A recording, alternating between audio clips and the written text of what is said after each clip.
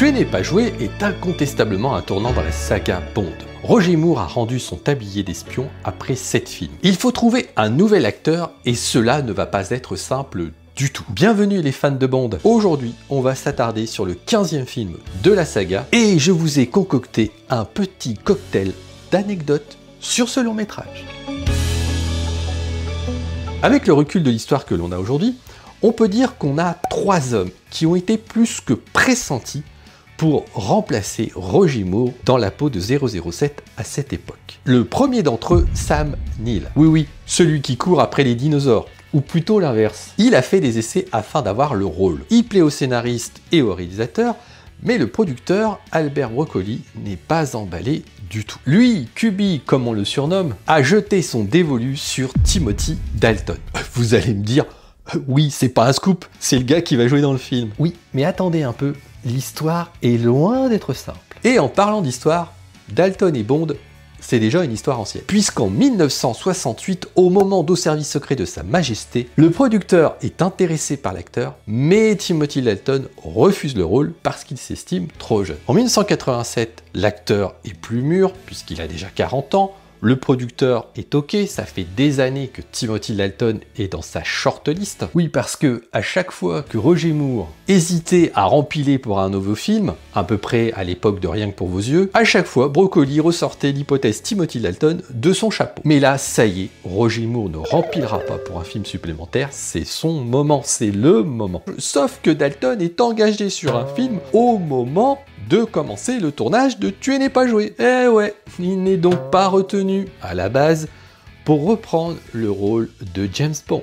Les recherches reprennent et arrivent dans le jeu Pierce Brosnan. Tiens. L'acteur irlandais connaît le producteur puisque sa femme avait joué dans Rien que pour vos yeux. Il est appelé pour 3 jours d'essai, il plaît à beaucoup de monde et il est choisi. Et oui, Pierce déjà à cette époque est retenu pour reprendre le costume de 007. L'acteur est en train de terminer la série Remington Steele, il est donc bientôt disponible. Ah oui, mais le fait que Pierce Brosnan soit retenu pour incarner le nouveau James Bond booste les audiences de la série Remington Steele. La chaîne NBC, productrice du show, décide du coup de produire de nouveaux épisodes. Et écoutez-moi bien, à 3 jours près, Pierce Brosnan ne peut pas refuser. Oui, puisqu'il est à 3 jours près de la fin de son contrat avec Remington Steele. Et du coup, tout tombe à l'eau. Pierce ne sera pas, à cette époque,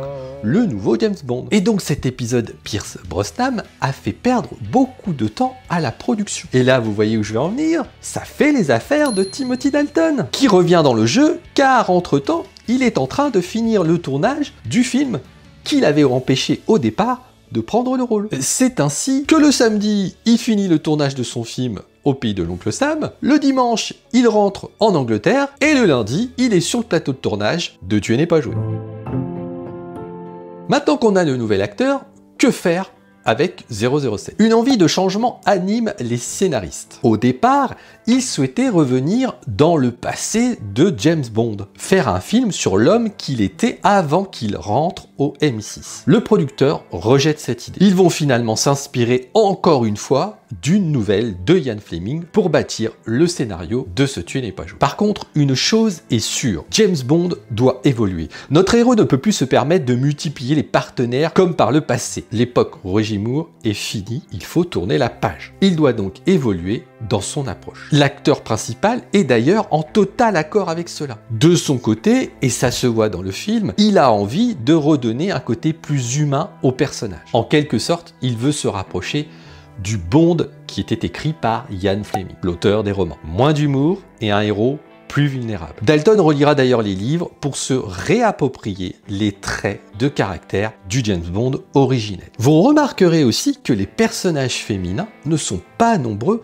dans ce nouveau long métrage. Cela démontre bien la volonté de ne pas accumuler les conquêtes pour notre héros. Une nouvelle Moneypenny choisie pour remplacer Lois Maxwell. Nous avons quelques petits rôles secondaires et la Bond Girl, Mariam Dabo. À l'origine, elle est contactée pour donner la réplique aux acteurs qui étaient pressentis pour reprendre le rôle de James Bond. Et pour votre information, la scène souvent utilisée pour tester les hommes, les futurs 007, est entre Tatiana Romanova et 007 dans Bon baiser de Russie. Une scène où l'actrice joue à moitié nue et où 007 se dévêtit un peu aussi. Une bonne façon de voir comment l'acteur réagit dans une situation un peu délicate. Eh bien, elle est tellement à l'aise dans le rôle de la Bond Girl que les producteurs se disent « Pas besoin de chercher plus loin, on a trouvé la femme parfaite pour jouer le rôle de Cara Mailovic ». Avec tous ces rebondissements dans le choix de l'acteur principal, la production du film a pris du retard. Il faut essayer de rattraper le temps perdu au mieux. Les deux équipes enchaînent les journées de tournage dans des lieux totalement différents.